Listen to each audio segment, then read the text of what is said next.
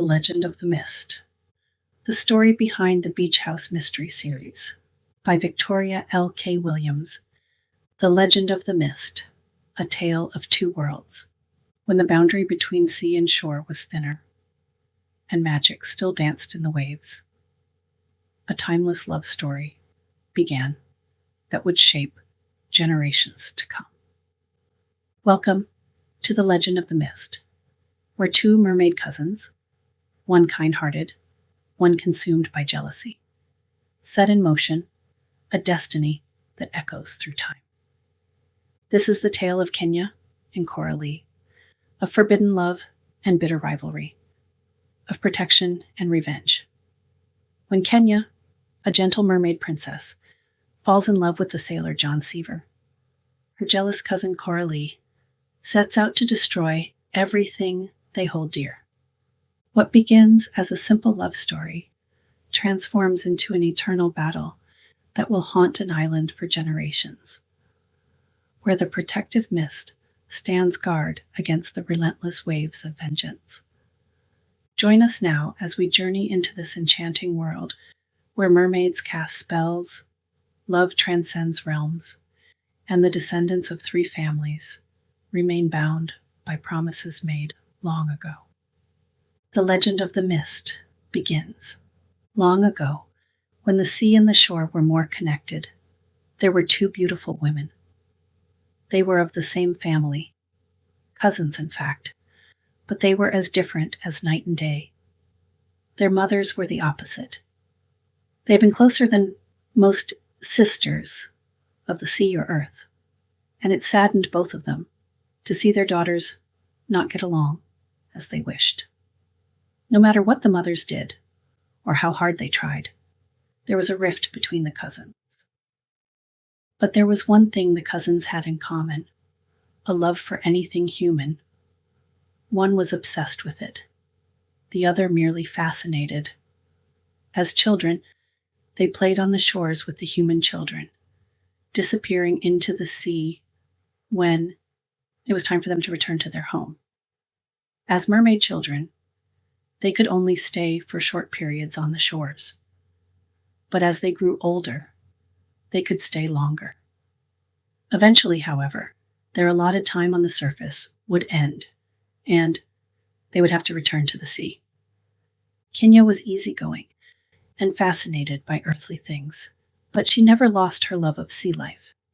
She would happily play with dolphins or collect shells with human children.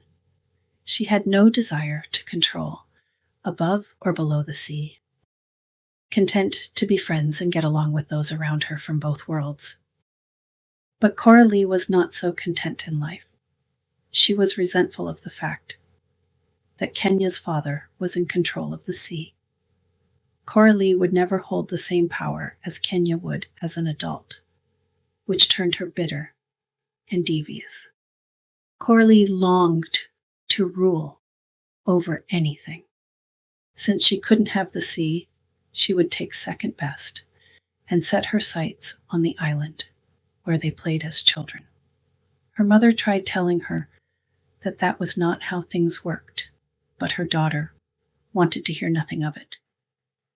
As the two mermaids grew older, they became more distant, and when they got together, there was constant friction between them. The day finally came when the mermaids became adults, and there was a grand celebration, for the two girls shared the same birthday. Coralie was even resentful of having to share her birthday with Kenya. On this birthday, she decided to take over anything and everything Kenyan loved, starting with her love of humans. Both women would spend many days in their human form, walking the shores. Kenya was content to observe humans. Because she was shy, Kenya would often use the mist as a buffer to hide from sight. She would make the mist dance around her, sometimes thick and concealing, other times wispy and playful. But that all changed on the day she saw the young sailor, John Seaver. The young man was home between voyages, visiting his family, and he was wandering the shore, enjoying all the beauty it offered. He came across Kenya, sitting on a large rock outcropping along the shoreline, the mist swirling around her feet. He was stunned by her beauty. At that point, she was in human form, and her shyness bewitched him. Over time, he got to know Kenya and grew to love her. She always seemed to disappear when he was ready to go to sea on the next voyage, but she was always at the rock outcropping when he returned. He didn't know that she followed his ship to ensure he was safe, always watching out for him, falling in love with him. The two became best friends, inseparable when they were together. They were the kind of friends who finished each other's sentences, enjoyed the same things, and appreciated the simple things life offered. They would spend their days talking and singing, often joined by the man's best friend, who would accompany them with musical instruments. They were becoming an intricate part of island life, and John's family and friends accepted Kenya. Finally, there came a day when Kenya knew she had to tell the man her secret, and she was fearful she would lose him forever. But John Seaver was made of sterner stuff than she thought. He'd always known there was something mystical about her, something otherworldly, and it delighted him when he found out she was from the sea. Their friendship and love drew Coralie's attention, and she was overcome with jealousy. Once again, Kenya was getting something that she wanted, but Coralie didn't want John because she loved him. She wanted John because he loved Kenya, and she wanted to control him. She wanted to possess him. Coralie began to plot how she could take John away from Kenya. She used the power she had as part siren and tried to entice the young man away from his true love. But their love was stronger than anything Coralie had encountered before, and she failed. Now Coralie was angrier than she'd ever been, and she plotted revenge against her cousin for something the other girl had not even done. But this didn't matter to Coralie. She had found a way to hurt her cousin and take something from her that she truly treasured. Coralie began to intercept John whenever she could, trying to bewitch him with her powers. The poor man fought her hold constantly, but his love for Kenya was stronger than any other mermaid's power. Time after time, she watched John Seaver walk away from her, and Coralie knew she had failed to win John over. Then she found the weakness the young man had. John loved Kenya with all his heart, but he also loved his family and would do anything to protect them. Coralie knew she could use this against him.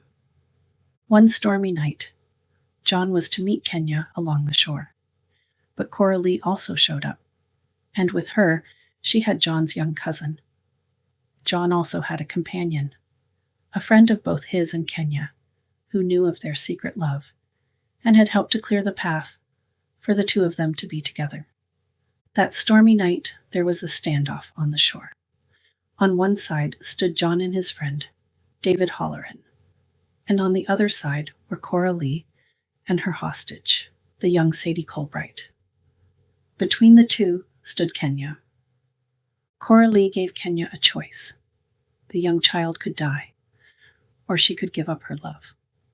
The two lovers had a decision to make, and it was a clear choice, even though it meant the destruction of their future together.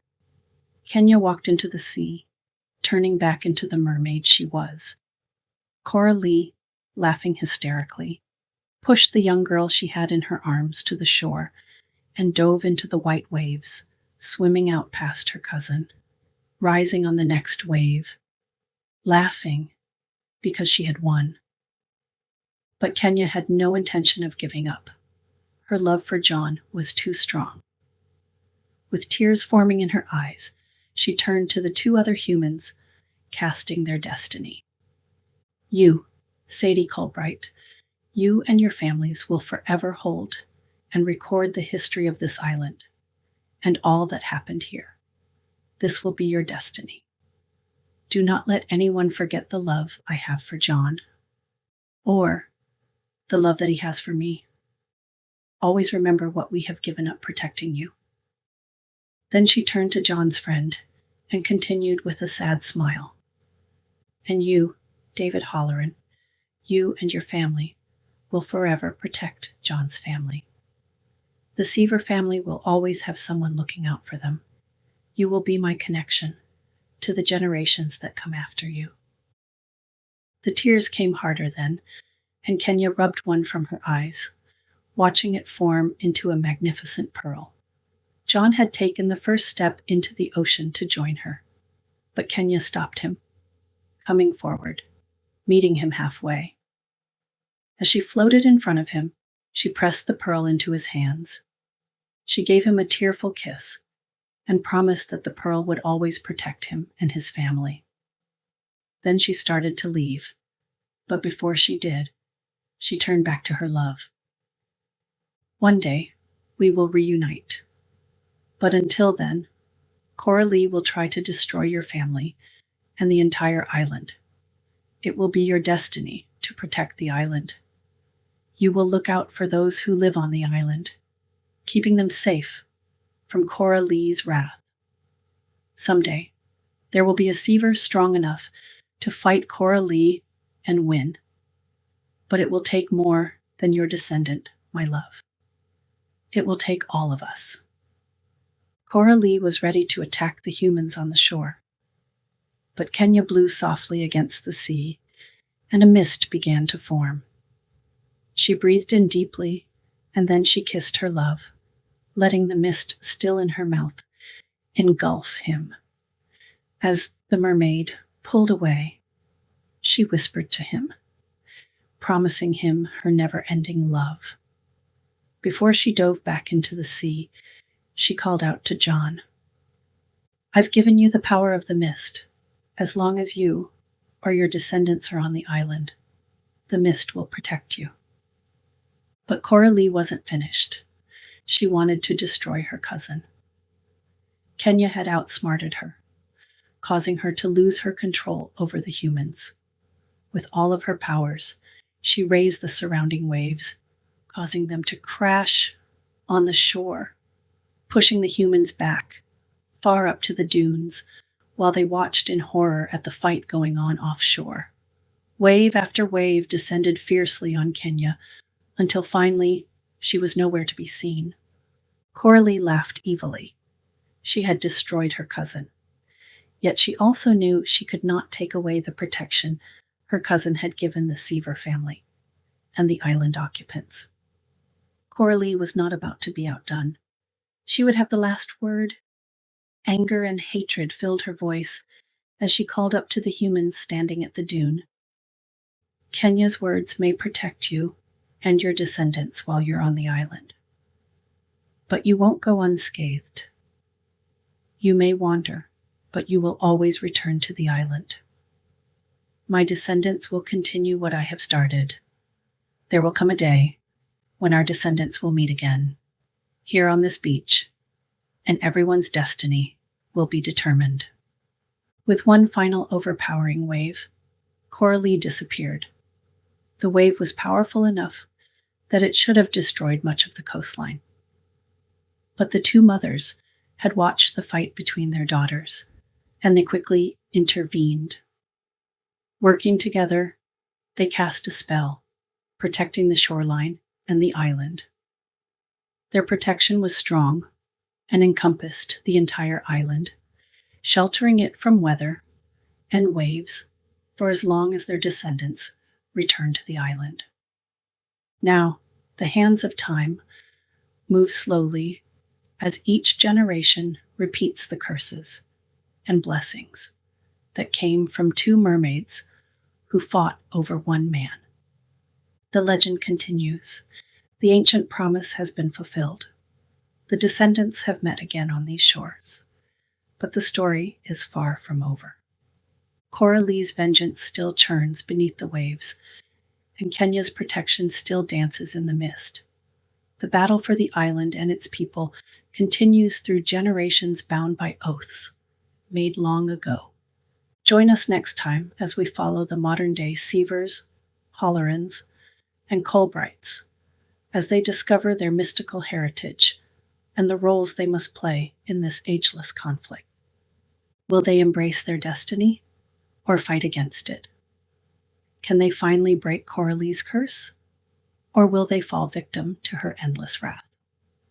Start reading the Beach House Mystery series, available at all major book outlets, where every wave brings danger, every whisper of fog holds secrets, and the battle between sea and shore continues in ways you never imagined.